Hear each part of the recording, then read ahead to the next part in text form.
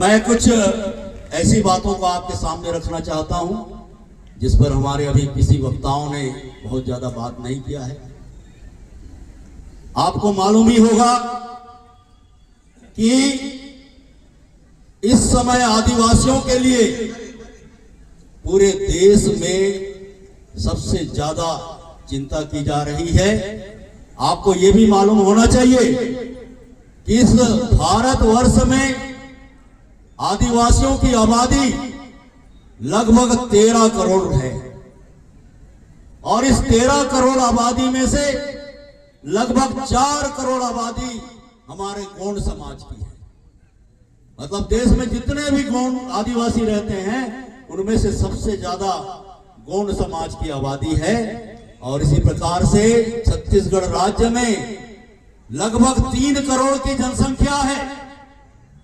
इस 3 करोड़ की जनसंख्या में 32% मतलब 1 करोड़ जो है आदिवासी रहते हैं और इस 1 करोड़ आदिवासी में से 75 लाख आदिवासी गौंड समाज के हैं। एक बार पूरे मंच से इसमें आप लोग ताली बजाइए कि गौंड वंश जो है छत्तीसगढ़ राज्य का सबसे बड़ा आदिवासी परिवार है। और इसीलिए देश के प्रधानमंत्री माननीय नरेंद्र मोदी जी ने बहुत अनोखे, बहुत अलग तरीके से आज की तारीख में पूरे देश में जो बजट बना हुआ है उस बजट का सबसे बड़ा हिस्सा आदिवासियों के विकास के लिए बना है।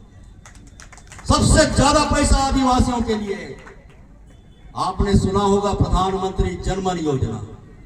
प्रधानमंत्री जनधन योजना हमारे उन आदिवासी भाइयों के गांव के लिए है जो अति पिछड़ी जनजाति है। जैसे हमारे यहाँ का बुध माड़िया है, हमारे यहाँ के जो पारधी समाज के लोग हैं, हमारे यहाँ के कोरबा समाज के लोग हैं, बैगा समाज के लोग हैं, बिरहोर समाज के लोग हैं, कंडरा समाज के लोग हैं, जो एकदम कम संख्या में विलुप्त होते जा रहे हैं। उनके गांव में सभी सुख सुविधा कैसे आ सके उसके लिए प्रधानमंत्री जनधन योजना चालू किया गया है। इस भारत देश में 65,000 गांव जो है आदिवासियों के रहने का है और ये 65,000 गांव में रहने वाले 5 करोड़ आदिवासियों के लिए भगवान बिरसा मुंडा के नाम से धरती आबा ग्राम उत्कर्ष योजना चालू किया और ये पैसा हमारे कोंडागांव जिले में भी आया है। कोंडागांव जिले के लगभग 350 गांव में इस योजना से काम होने वाला है और ये सब सरपंच लोगों को मालूम होगा। अभी इसकी योजना बन रही है। क्यों भाई, कौन कौन सरपंच है जरा हाथ उठाओ। मालूम है कि नहीं मालूम है ये? और इधर भीड़ भाड़ में जितने भी सरपंच लोग हैं वो लोग भी सुन रहे होंगे इसकी बात। पहली बार गांव के लोगों से पूछा जा रहा है कि गांव का आदिवासी कैसा जीवन बिताना चाहता है, कहां पर उसके लिए पुलिया बनना चाहिए, कहां के उसके लिए सीसी रोड बनना चाहिए, कहां पर उसके लिए सामुदायिक भवन बनना चाहिए, कहां पर उसका घोटुल बनना चाहिए, कहां पर उसको लाइट लगाने की जरूरत है, कहां उसको पानी लगाने की जरूरत है। यह योजना इस देश के इतिहास में 77 साल के इतिहास में पहली बार बना है। हमें यहां से आज भारत सरकार के लिए हमारा धन्यवाद जाना चाहिए कि कोंडागांव जिले के बड़े राजपुर विकास खंड के मारनपुरी नाम के गांव में लगभग 5,000 से ज्यादा आदिवासी इकट्ठा हुए और भारत सरकार के इस नीति का समर्थन करने के लिए जोरदार ताली बजा करके, साथ ही साथ आज हमारे 2 महापुरुषों का जीवन तिथि भी है, जन्म तिथि है।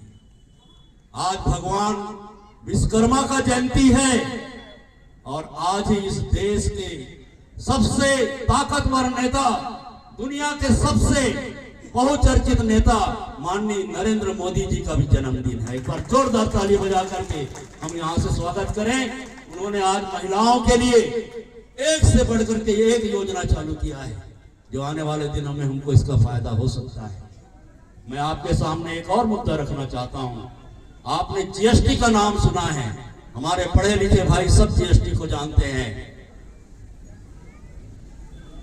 2017 में जीएसटी लागू हुआ और आज आप अभी पेपर में, सोशल मीडिया में देख रहे होंगे 30% से घटा करके जीएसटी को 15% और 5% और कुछ मामले में 0% में लाया गया है। हमार लड़का मन पढ़ेला जे जाते हैं उकर कॉपी किताब से पूरा जीएसटी ला खत्म कर देंगे, कोई टैक्स नहीं। हमार मन काकरो मन दूध कांचो पनीर खाते ओकर से पूरा जीएसटी ला खत्म कर देंगे, कोई टैक्स नहीं। हमारे इलाज में जो दवाई मन काम आते, जे जांच करे के मशीन मन काम आते, वो ला पूरा जीएसटी से मुक्त कर देंगे। आजकल तो मैंने ये भी सुना था कि मोटरसाइकिल की कीमत 50,000 से लेकर के 15,000 तक के कम हो गए। ये जादू काकर जादू है, ये जादू है नरेंद्र मोदी के जादू है, काबा की जीएसटी कम हो गए। और ये प्रभुलाल बरकाम बैठे हैं यहाँ पर, पूरा शिक्षक साथी मन के भी यहाँ आगमन हुए हैं। हर शिक्षक हमारे जो है आजकल कार लेके चक्कर में रहते, कई झनकर अभी है। और कार के कीमत 1 लाख से लेकर के 40,000 तक के कम हो गए। जो मतलब कार लेना है ना, वो मतलब बहुत फायदा होने वाला है। काबा की जीएसटी जो है कम हो गई, ट्रैक्टर का भी रेट कम हो गया है। ये भी ट्रैक्टर वाला बैठे जो मतलब ट्रैक्टर लेना है वो 40-50,000 रुपया कम हो गया। तो ये देश में पहली बार आदिवासियों के लिए कुछ सोचने का काम हो रहा है, हमें इस बात की खुशी होना चाहिए। और मैं लास्ट में एक मुद्दे पे और बात करूंगा ताकि हमारा ये ठाकुर जोहारनी का कार्यक्रम एक सफल कार्यक्रम के रूप में पहचाना जाएगा। आदिवासी महापुरुषों को सम्मान देने का कार्यक्रम, जनजाति सम्मान के लिए पूरे देश में अभियान चलाया जा रहा है। हमारे जनजाति महापुरुषों को सम्मान देने के लिए हमारे बड़े राजपुर ब्लॉक के हमारे युवा साथियों ने हमारे महापुरुषों का 9 अगस्त को बड़े जो है यहाँ पर प्रतिमा तैयार करके लगाया है। एक बार उनके लिए भी जोरदार ताली बजाइए। महारानी दुर्गावती, जिसने मुस्लिम शासक, मुगल शासक अकबर के रहम खाने में जाने के लिए जिंदगी भर मना कर दिया, उसके सामने कभी घुटना नहीं टेका। उसका एक शानदार प्रतिमा जो है यहाँ पर विश्रामपुरी में लगाया गया है। हमारे बस्तर के लाडले सपूत बलिदानी गुंडाधुर, नाम सुने हो, जाना तो कि नहीं जी? विश्रामपुरी जाओ तो अगर फोटो जाके जरूर देखना तुम मन। गुंडाधुर का, जिसने 1910 के भूमकाल आंदोलन में अंतिम सांस तक अंग्रेजों को इस बस्तर में घुसने नहीं दिया है। जंगल और जमीन का लड़ाई करते थे। एक साथ 25 लोगों को जगदलपुर के संजय बाजार में, संजय मार्केट में एक साथ फांसी चढ़ा दिया। ऐसे महापुरुष को हमारे देश की सरकार ने सम्मान देने का काम किया है। हमें आज इस बात की खुशी होनी चाहिए कि इस विश्रामपुरी में हमारे स्वतंत्रता संग्राम के प्रथम सेनानी शहीद वीर नारायण सिंह को भी सम्मान देने का काम किया है। शहीद वीर नारायण सिंह, जिसने अंग्रेजों को कोमा खान में एक ढेला सोना निकालने नहीं दिया और उसको खुलेआम जो है रायपुर के शास्त्री बाजार में 1958 में जो है फांसी में चढ़ा दिया गया था। ऐसे महापुरुष का भी हम यहाँ पर प्रतिमा लगाने का काम किए हैं। हमारे शहीद ज्ञान सिंह के बारे में आपको पता होना चाहिए। हमारे ये लया लगोर के लिए मैं बोल रहा हूं कि शहीद ज्ञान सिंह ने अंग्रेजों के साथ लड़ाई लड़ने के लिए मधुमक्खियों का सहारा लिया था। जिधर दौड़ाते थे मधुमक्खियों को, उधर के उधर अंग्रेज पूरे सपाट हो जाया करते थे। ऐसे इशारा करते थे, क्योंकि आदिवासियों की जिंदगी केवल आदिवासियों में शामिल नहीं है, हमारे साथ हमार बेंद्रा भी है, हमार रमली चिड़ई भी है, हमार कुकुर भी है, और हमार बेंद्रा भी है, हमार चिड़ई चुरगन मन भी है। हमार चिड़ई चुरगन मन बता देते कि कतिक जोर से पानी आने वाला है, कतिक जोर से हवा चलने वाला है, कते डहा तूफान आने वाला है, कते डहा ज्वालामुखी आने वाला है, कते डहा जो है परेशानी होने वाला है। आज तो ये मांदरी नाच हमन करा था, दिन में करा था।